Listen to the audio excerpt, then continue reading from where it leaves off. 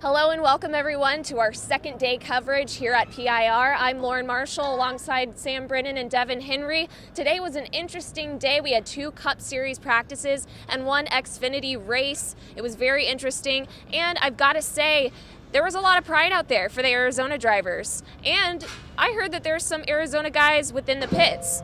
Yeah, absolutely. You know, typically in Arizona, there's not a lot of these pro drivers that come out here and race, but not only did you have Silver Crown champion, a lot of USAC championships, Triple Crown winner J.J. Yaley, who's been racing for a while, but also Alex Bowman came out this week for his second race with Chip Ganassi's number 42 car. Kind of expected him to do a little bit better. He got in trouble midway through the race with the green flag stop, couldn't really get back, and the race this afternoon was all about track position. When you lose it halfway through, it's just kind of gone. But besides having 2 Arizona drivers in this thing, Ryan Sieg also has 2 Arizona companies sponsoring him this week. So a little bit irregular in NASCAR, but a lot of Arizona out there, more than usual this week. For sure, and I want to just get right into it.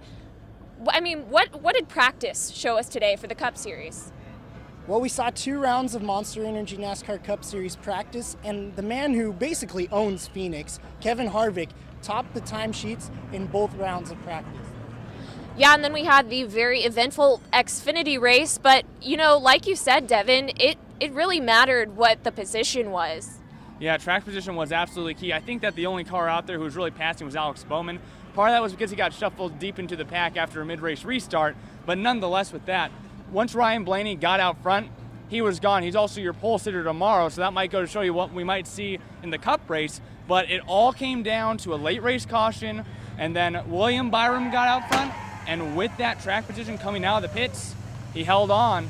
And at the end of the day, William Byram takes the win because, quite frankly, he got out in front off of pit road. There wasn't enough passing for people to do enough today. Yeah, and of course, everything leads up to Homestead. So what did today tell us about the playoffs? Well, coming into the race, we knew nothing about the playoffs. None of the drivers were locked in yet. We didn't know. But William Byron, he locked his spot up. Justin Allgaier, he locked his spot up. And then Elliott Sadler was the 3rd driver in. And it came down to a late race restart and a late race battle between Daniel Hemrick and Cole Custer to find out that final spot. And Daniel Hemrick was able to come away with it. So we now know our 4 drivers heading into Homestead fighting for a championship. Yeah, and what are you taking away from today with our race winner? William Byron is hot. He was good in the Truck Series. He wasn't racing for a championship there last year. So this year he looks to turn his ways. And in fact, his whole team is great. The JR Motorsports team, they've got 3 of the 4 drivers in the playoffs. So I'm expecting good things from William Byron.